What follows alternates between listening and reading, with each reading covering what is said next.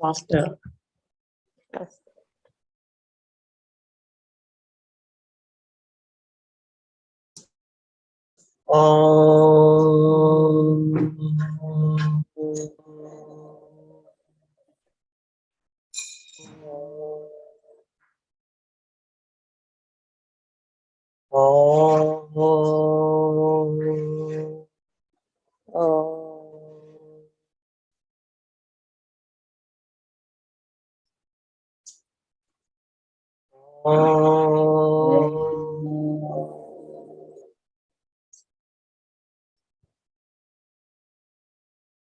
Gurur Brahma, Gurur Vishnu, Gurur Devo Maheshwara, Gurur Sakshat Param Brahma, Tasmai Sri Gurave Namah. Namaskaram, Master. Namaskaram, Master. Namaskaram, Master E.K. Namaskaram, Master E.K. Namaskaram, Master M.N. Namaskaram, Master M.N. Namaskaram, Master C.V.V. Namaskaram, Master C.V.V. Namaskaram, Master C.V.V. Namaskaram, Master C.V.V. Namaskaram, Master C.V.V. To your lotus feet. Namaskaram, Master C.V.V. To your lotus feet. Master C.V.V. Namaskaram to your lotus feet. Master C.V.V. Namaskaram to your lotus feet. Vasudeva.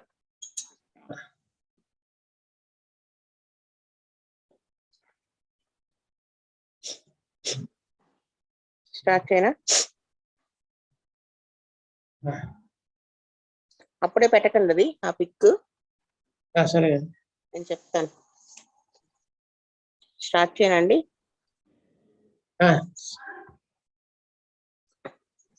మనం వెనకాడేం చదువుకుంటున్నాం కదా, అవునండి.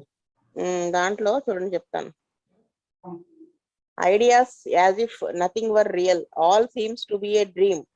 Fixed ideas, he thinks he is double. This comes from a vague consciousness that there is a difference between the external and the internal will, a consciousness that one will is the body and another is the mind. వీటికి ideas అన్ని కూడా ఎలా ఉంటాయంటే ఒక dream లాగా ఉంటుంది అనమాట. ఇది నిజం కాదన్నట్టుగా ఉంటుంది. ఏ ఐడియా ఉన్నా ఫిక్స్డ్ ఐడియాస్ ఉంటాయి వీళ్ళకి. వాళ్ళు ఏమనుకుంటారు, అతను డబల్ పర్సన్ అనుకుంటాడు. మనం చెప్పుకున్నాం కదా డబల్ పర్సనాలిటీ ఉంటుందని. తను ఇద్దరుగా అనుకుంటాడు, అంటే ఇద్దరు మనుషులు అనుకుంటాడు వేరు వేరు. ఎలా అంటే ఇది ఎలా వస్తుంది, కాన్షియస్నెస్ అనేది వేగ్ గా ఉండటం వల్ల ఎక్స్టర్నల్ విల్ ఇంటర్నల్ విల్ ఈ రెండింటి మధ్య డిఫరెన్స్ వాడికి ఉంటుందన్నమాట. అంటే ఒక విల్లు వాడు శరీరం అనుకుంటే ఇంకో విల్లు మైండ్ అనుకుంటాడు. అలాగా అలా వాడు ఫీల్ అవుతూ ఉంటాడు. dwells on thoughts about salvation, that a stranger is by his side is another recognition of the two wills. That strange forms accompany him, one to his right side and one to his left. This mental state drives him to madness.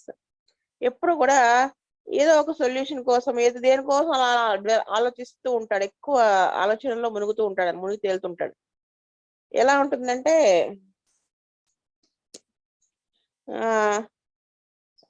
ఎవరో ఒక stranger తన పక్కన కూర్చున్నట్టు, ఇంకొకళ్ళు ఎవరో కూర్చున్నట్టు, ఇలా వాడు ఒక వైపు ఒకళ్ళు ఇంకో వైపు ఇంకొకళ్ళు కూర్చున్నట్టు ఇలాగా ఉంటుంది వాడి మెంటల్ స్టేట్. అది నెమ్మదిగా పిచ్చిలోకి వెళ్ళిపోతుంది అనమాట. ఆల్టర్నేషన్ ఇదంతా కూడా ఎప్పుడు చెప్తున్నారండి, ఎనకాడియం లాస్ట్ స్టేజెస్, ఇన్సానిటీలోకి వెళ్ళిన తర్వాత ఉండే సిచ్యువేషన్స్ చెప్తున్నారు. Alternation of his moods and understanding, moods కూడా అండర్స్టాండింగ్ ఇవన్నీ కూడా ఆల్టర్నేట్ అవుతుంటాయి. One moment he sees a thing and another moment he does not understand it. అంటే ఒక క్షణం అర్థమైంది, ఇంకో క్షణం అర్థం కాదు. ఒక క్షణం చూస్తుంది, ఇంకో క్షణం కనిపించదు. One moment she sees it is her child and another that it is not. ఒకసారి చూసినప్పుడు వాడికి తన కొడుకు కనిపిస్తాడు, ఇంకొకసారి కనిపించడు. అలా ఉంటుంది. One moment it is a delusion and next moment it is an illusion. ఒక నిమిషం అది డెల్యూజన్ గా ఉంటుంది, ఇంకొక నిమిషం ఇల్యూజన్ గా ఉంటుంది. కృష్ణవేణి, డెల్యూషన్ అంటే ఏం చెప్పాను లాస్ట్ క్లాస్ లో?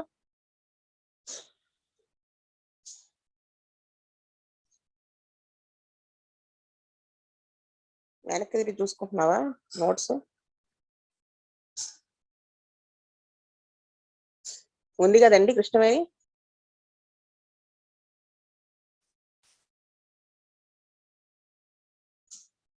ఉన్నారండి, కృష్ణవేణి ఉన్నారు. సరే, మీరు చెప్పండి తారకేష్ గారు. అక్కడ ఒకటి వేరేది ఉంటుంది కానీ వేరే అనుకుంటాడు. ఇది డెల్యూజన్. ఇల్యూజన్ అంటే అక్కడ లేని దాన్ని ఊహించడం. అల్యూజన్ అంటే మొత్తం అంతా కూడా అక్కడ ఇమాజినేషన్ గా ఉంటుంది. మళ్ళీ చెప్పండి. డెల్యూజన్ అంటే ఏంటి? అక్కడ లేని దాన్ని ఊహించడం. ఫాల్స్ బిలీఫ్, నమ్ముతాడు దాన్ని. అంటే వాళ్ళెవరు నా గురించి మాట్లాడుకుంటున్నారు, వీళ్ళు నా మీద కుట్ర చేయబోతున్నారు, ఇలాంటివి. ఇల్యూజన్ అంటే ఒకటి ఉంటుంది అక్కడ, ఇంకోలా కనిపిస్తుంది. తాడును చూసి పాము అనుకోవటం అలా. హాల్యూజినేషన్ అంటే అక్కడ ఏమీ లేకపోయినా కానీ వాడికి అంటే చీమలు పాకుతున్నట్టు ఒంటి మీద, యాక్చువల్ గా చీమలు ఉండవు కానీ వాడికి అలా అనిపిస్తూ ఉంటుంది. సెన్సేషన్ అలా ఉంటుంది. అది తేడా, గుర్తుపెట్టుకోండి. ఒక నిమిషం వాడికి అలా ఉంటుంది, ఒక నిమిషం ఇలా ఉంటుంది. One moment thinks it is so and next moment has enough reason left that it is not so. ఒక క్షణం ఇలా అనిపిస్తుంది, ఇంకొక క్షణం ఇది కాదనిపిస్తూ ఉంటుంది. Delusion is an advanced stage of illusion. Delusion అనేది ఇల్యూజన్ కి అడ్వాన్స్డ్ స్టేజ్ అన్నమాట. అంటే ఫస్ట్ ఒక దానిని చూసి అనుకుంటాడు అదని, నెక్స్ట్ కలిపి ఇంకా స్ట్రాంగ్ బిలీఫ్ లోకి వెళ్ళిపోతాడు. ఏంటంటే ఒక్క క్షణం తాడు కనిపిస్తుంది, తాడుని చూస్తాడు, ఇంకొక క్షణం పాముని చూస్తాడు. డెల్యూజన్ లో అదే ఉండదు, గట్టిగా నమ్ముతాడు అది పామే అని. In the repertory we have the same remedies often in illusion and delusion. It is a matter of grade అది. సో రిపర్టరీలో ఈ సేమ్ రెమెడీస్ ఉంటాయి ఈ రెండింటికి. ఎందుకంటే చిన్న గ్రేడ్ తేడా, అంటే ఇది ఫస్ట్ గ్రేడ్ లో ఉంటే సెకండ్ గ్రేడ్ డెల్యూజన్ అంతే. కాబట్టి రెండింటికి ఒకటే డ్రగ్స్ ఉంటాయి అనమాట. When the intellect is slightly affected it is an illusion. అంటే ఇంటెలెక్ట్ కనుక కొంచెం ఎఫెక్ట్ అయితే అది ఇల్యూజన్ అవుతుంది. And what he sees he knows is not so. వాడు ఏం చూస్తాడో వాడికి తెలుసు అది కాదని, కానీ అది అలా ఉంటుంది. He sees demons and at first he knows from his intelligence that demon is not there. అంటే ఒక క్షణం వాడు ఆ డెమన్ ని చూసినా గానీ వాడి బుద్ధి చెప్తూ ఉంటుంది అక్కడ డెమన్ లేదని వాడికి తెలుసుకుంటాడు. But later he wants you to drive him out, అదనమాట. నెక్స్ట్ వచ్చేసి it doesn't matter which they are similar symptoms and it is a matter of degree. So in the repertory delusions and illusions are not given separate places. అన్నిటికీ కూడా దగ్గరగా similar సిమ్టమ్సే ఉంటాయి. చిన్న హెచ్చు తగ్గులు దేంట్లో ఉంటాయి, చిన్న తేడాలు ఉంటాయి అంతే. కాబట్టి రిపర్టరీలో రెండింటికి కలిపి సెపరేట్ ప్లేసెస్ ఇవ్వలేదన్నమాట. Anacardium, hyoscyamus, stramonium, belladonna are important in bringing out the quality of the perverted human mind as to the intelligence and affections. ఈ 4 డ్రగ్స్ కూడా మైండ్ పర్వర్ట్ అయ్యి ఇంటెలిజెన్స్ ఎఫెక్షన్స్ ఎఫెక్ట్ అవటం వల్ల ఇవి వచ్చినటువంటి సిమ్టమ్స్ ని indicate చేస్తాయి అన్నమాట ఇవి. సో మీకు అందరూ ఉన్నారండి, తారకేష్ గారు అందరూ ఉన్నారుగా? మన్మోహన్ గారు తప్ప మిగతా వాళ్ళందరికీ ఒక హోంవర్క్. ఎనకాడియము, హయోసామస్, స్ట్రామోనియము, బెలడోనా ఈ 4టిలోనూ కూడా ఈ డెల్యూషన్స్ అండ్ ఇల్యూషన్స్ లో డిఫరెన్స్ ఏంటి అనేది నాకు నెక్స్ట్ క్లాస్ లో మీరు ఎక్స్ప్లెయిన్ చేయాలి. ఎవరిని ఏమడుగుతారో నాకే తెలియదు. ఎవరన్నా ఒకళ్ళు ఓకే అనండి. మరి ఏంటో గోడకు చెప్తున్నట్టుంది. సరేనండి, వాస్తవ. సరే అదే. Whenever a medicine makes a man desire to do something, it affects his will. And when it affects his intelligence, it is acting on his understanding. Medicines act on both. అంటే ఏదన్నా మన్మోహన్ గారు ఇది ఒకటి చెప్పండి, నాకు క్లారిటీ అయితే లేదు నాకు దీని మీద. Whenever a medicine makes a man desire to do something, it affects his will. అంటే మనం మెడిసిన్ వేసినప్పుడు వాడిలో మార్పు అనేది వస్తుంది కదా. అంటే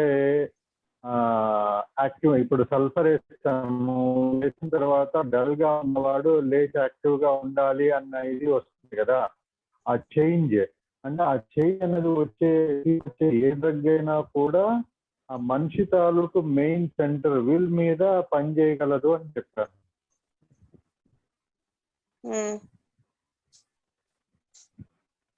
next the and when it effects అర్థమవుతున్నది అది. వెన్ ఇట్ ఎఫెక్ట్స్ తర్వాత అది విల్ మీదనే కాకుండా వాడి యొక్క ఇంటెలిజెన్స్ అఫెక్ట్స్ ది ఇంటెలిజెన్స్. ఆ ఇంటెలిజెన్స్ మీద కూడా పనిచేయడం వల్ల it also it acting on it understanding capacity, అంటే దాని మీద కూడా పనిచేస్తుంది. సో మెడిసిన్స్ రెండింటి మీద కూడా పనిచేస్తాయి. ఇప్పుడు చూడండి, మనకు మాస్టర్ గారు చెప్పినటువంటి పాయింట్స్ నెక్స్ట్ వస్తాయి. ఏంటి అంటే ఎనకాడియము, ఇన్సానిటీ కండిషన్స్ ఇప్పుడు దాకా చెప్పారు. బిఫోర్ దట్ స్టేజ్ ఎలా ఉంటుందో చెప్తున్నా చూడండి. Low spirited, disheartened, fears be is pursued. ఒక్క నిమిషం.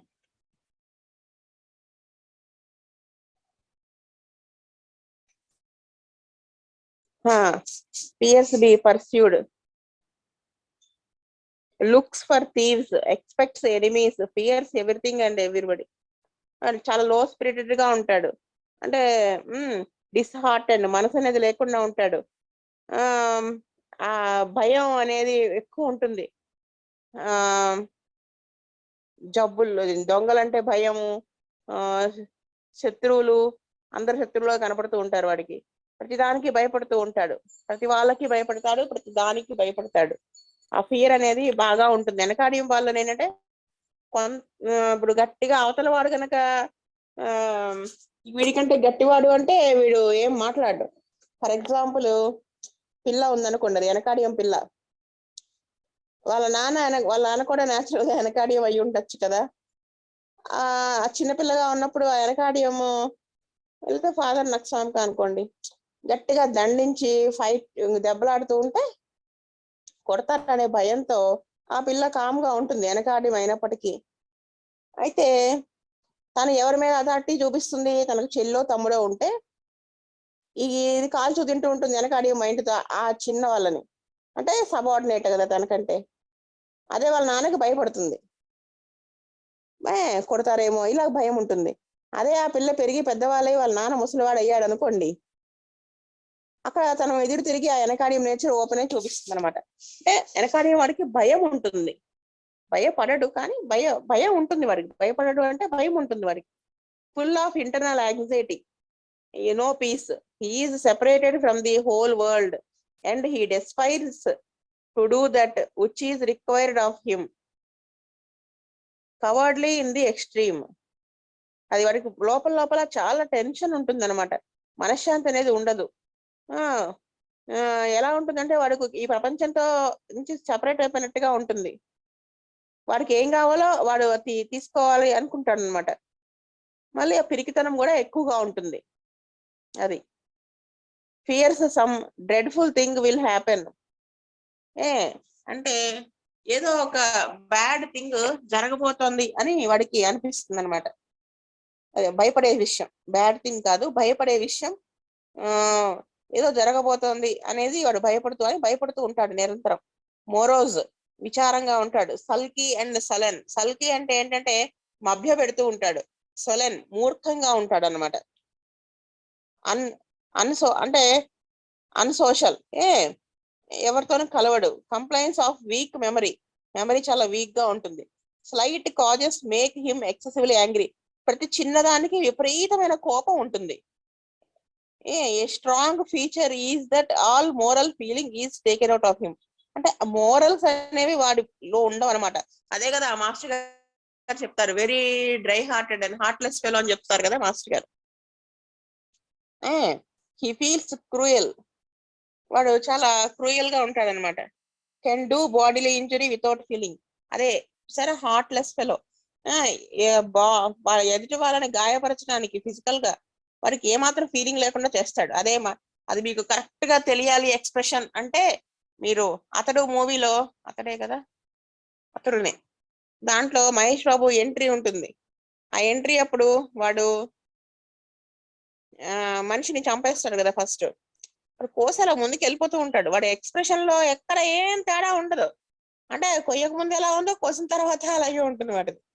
అది అలా అంటే అసలు ఏమాత్రం ఫీలింగ్స్ ఉండవు వాళ్ళకి, డ్రై హార్ట్ గా ఉంటారు వాళ్ళు. అది వెనకాడిన ఫేస్ ఖచ్చితంగా అలా ఉంటుంది. మహేష్ బాబు వెనకాడిం కాదు, ఆ క్యారెక్టర్ అలా ఉంటుంది. నెక్స్ట్ వచ్చేసి వాడికి ఏం కావాలి అనేది వాడు తీసుకోవటంలో వాడు ఎలాగైనా తీసుకుందాం అని ఉంటుంది వాడికి. వాడిని చంపైనా సరే అన్నట్టుగా ఉంటుంది.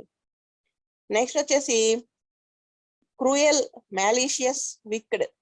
క్రూయల్ అంటే క్రూరత్వం కలిగినటువంటి వాడు. మ్యాలీషియస్ అంటే హానికరమైనటువంటి వాడు, హాని చేసేటువంటి వాడు. విక్డ్ అంటే దుర్మార్గం అన్నమాట, దుర్మార్గుడు. సరే ఎన్ని ఇచ్చారో కానీ మనకి నిజంగా మాస్టర్ గారి దయ. ఆయన అంటే కెంట్ గారు ఇచ్చారు, దానిని మాస్టర్ గారు చాలా ఎలాబొరేట్ చేసి ప్రతి వాళ్ళకి అర్థమయ్యే విషయంగా మనం ఆడుకుంటూ ఉంటాం కదా వాడు పెద్ద వెనకాడియము అని, అలాగా అర్థమయ్యేలాగా విశదీకరించి చెప్పారు మాస్టర్ గారు. ఎప్పుడు మీ అందరికీ తెలిసిన ఎగ్జాంపులే, నక్సవాంత్ డ్రగ్ లో అనుకుంటా చెప్తారు. వాళ్ళ మాస్టర్ గారి ఇంటి పక్కన ఎవరో ఉండేవాళ్ళట. వాళ్ళ పిల్లలతో టిఫిన్ తెప్పించుకుని తను ఒక్కడే తినేసి ఆఫీస్కి వెళ్ళిపోయేవాడని చెప్తారు కదా. అంటే అలా ఉంటుంది వాళ్ళ వ్యవహారం అంతాను. అంటే నేను ఆ మాస్టర్ గారు అలా చెప్పడం వల్ల నేను ఒకటి 2 పాయింట్స్ తెలుసుకున్నాను. ఒకటి ఆ తండ్రి యొక్క మనస్తత్వం కదా, ఆ మనస్తత్వం అలా ఉంది అనేసి తెలుసుకున్నాను. 2 వచ్చేసి మాస్టర్ గారు ఎంత అబ్జర్వేషన్ ఉంటుంది అది నేను తెలుసుకున్నాను. నేను అది మళ్ళీ బుజ్జి గారి దగ్గర కూడా చూసి నేను ఇంకా ప్రతిదీ కూడా ఆ అబ్జర్వేషన్ అనేది నేను ట్రై చేశాను. అంటే మాస్టర్ గారు తన చుట్టూ ఉన్న వాళ్ళని ఎంత గమనిస్తూ ఉంటారో, ఎన్ని ఎగ్జాంపుల్స్ చెప్తారో. బుజ్జి గారు కూడా సేమ్. అది మనం అలవాటు చేసుకుంటే మనకి డ్రగ్ అనేది, మనకి డ్రగ్స్ మీద గ్రిప్ వస్తుంది బాగా. ప్రతి వాళ్ళు వీళ్ళు జబ్బు ఉన్న వాళ్ళని చూడమని కాదు, మనం డ్రగ్స్ వేసుకోవడానికి అలాగా. సో అది చెప్పారు. Next bad effects of mental excitement. మానసికంగా ఎగ్జైట్ అవడం వల్ల వచ్చినటువంటి bad effects. Week minded, consequences. Week minded అంటే ఏంటి ఇక్కడ మీనింగ్? వాడు ఏది మంచి ఏది చెడు అనేది తెలుసుకుని, ఏది మంచి ఏది చెడు వాడికి తెలియక కాదు, కానీ ఆ చెడు వదిలిపెట్టేసి మంచి వైపు మైండ్ ని నిలబెట్టగలిగే కెపాసిటీ వాడికి ఉండదు, నెగిటివ్ సైడ్ వెళ్ళిపోతాడు. అది వీక్ మైండెడ్. అదే యాసిడ్ ఫాస్ లో వీక్ మైండెడ్ అంటే ఏంటి? ఏమి ఆలోచించలేకపోవటం, అది weakness, mental weakness. Consequences of fright and mortification అంటే వీడు భయపడిన దాని వల్ల వచ్చేటువంటి కాన్సిక్వెన్సెస్ అన్నమాట.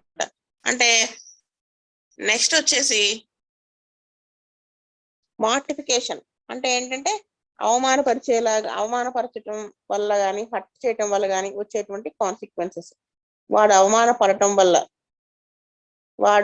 వాడిని ఎవరన్నా గాయపరిస్తే వాడు గుర్తు పెట్టుకుని మాస్టర్ గారు బుజ్జిగారే అనుకుంటా చెప్పారు, వాడు ఎంత సహనం ఓర్పు ఉంటుందంటే, పైన చెప్పుకున్నారు కదా ఎంత చిన్నదానికి కూడా వాడికి కోపం వచ్చేస్తుంది, ప్రతి దానికి ఇరిటేట్ అయిపోతాడు.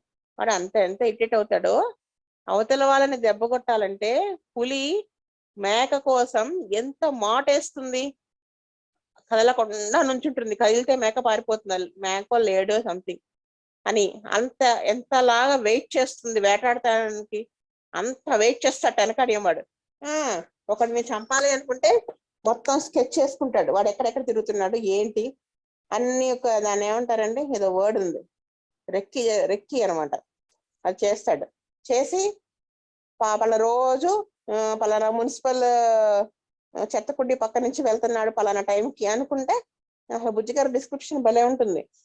వాడు ఆ మంచి చలికాలం, విపరీతమైన దోమలు ఉన్నా గానీ ఆ చలిలో వణుకుతూ అయినా సరే, ఆ దోమలు కొడుతున్నా లెక్క చేయకుండా ఆ చెత్త కొట్టిని పక్కన కూర్చుని నక్కి వాడు వచ్చేదాకా వెయిట్ చేసి ఇవన్నీ చంపేస్తాడు. అంత ఇది ఉంటుందన్నమాట వాడికి. సో అంత ఓపిగ్గా వాడు చేయగలడు. అది దీనికి అర్థం. Next, suitable in religious mania when the conflict between external and internal will is kept up. ఈ కాన్ఫ్లిక్ట్, ఈ టూ విల్స్ మధ్య కాన్ఫ్లిక్ట్ ఎప్పుడైతే బయటకు వస్తుందో ఆ రిలీజియస్ మానియాలో కూడా ఇది ఇండికేట్ అవుతుంది. ఎలాగ రిలీజియస్ మానియా అంటే చెప్పారు ఒకసారి అనంతకృష్ణ గారు ఎగ్జాంపుల్ చెప్పారు. ఏమని, వెనకడి వాడి నేచర్ ఈకే గారు చెప్పిందే మాస్టర్ గారు చెప్పారనమాట. ఏంటంటే ఒక ఆయన పతంజలి యోగ సూత్రాల్లో అనుకుంటా చెప్పారు ఈకే గారు. ఒకడు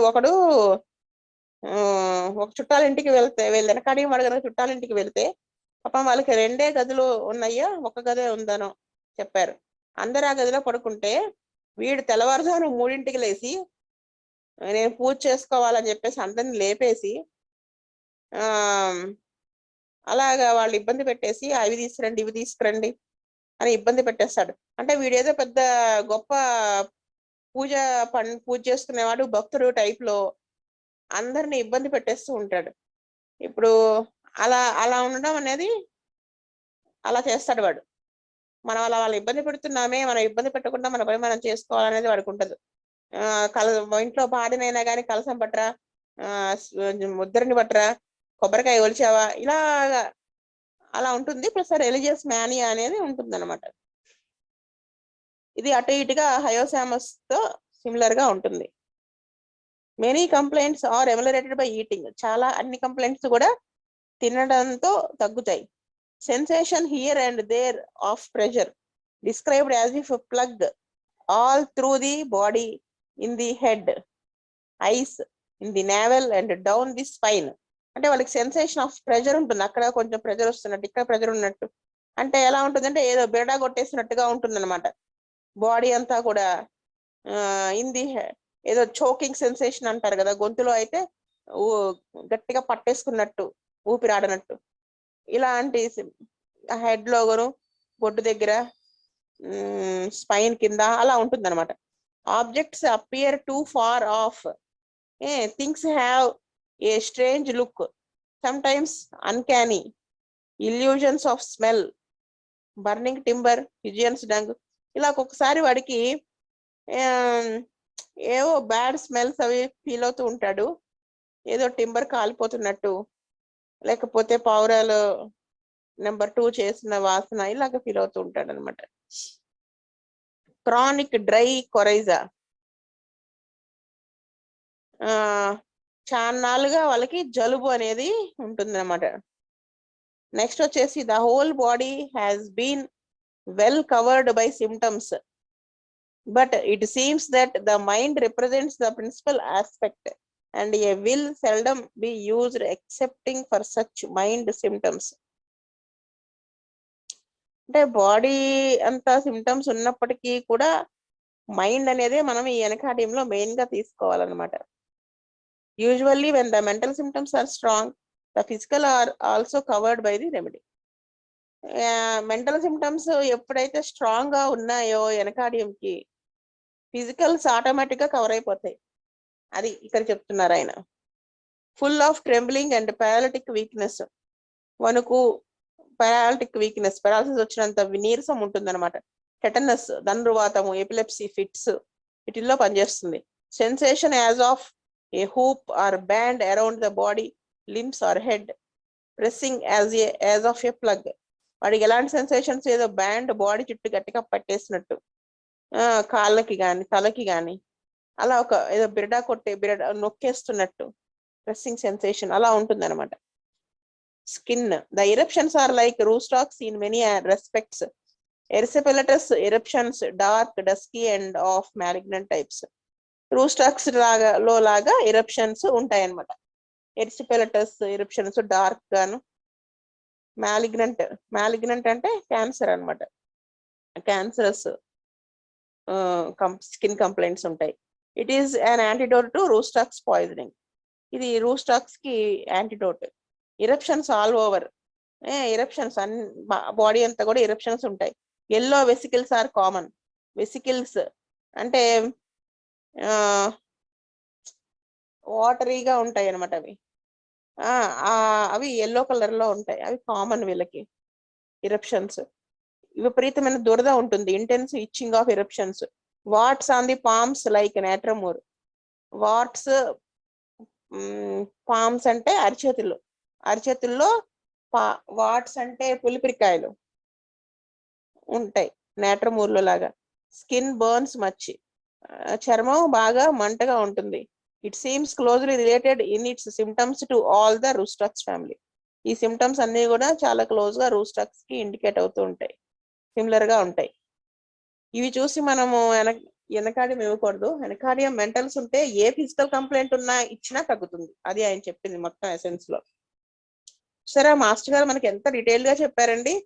ఆయన ఇచ్చిన కొంచెం పార్ట్ ని మాస్టర్ గారు ఎంత ఎన్లైటన్ చేసి చెప్పారో మనకి. సో వెనకాడియం చదివేసుకున్నాం కంప్లీట్ గా. నెక్స్ట్ క్లాస్ లో మెడోరణం చదువుదాం. వాసుదేవ.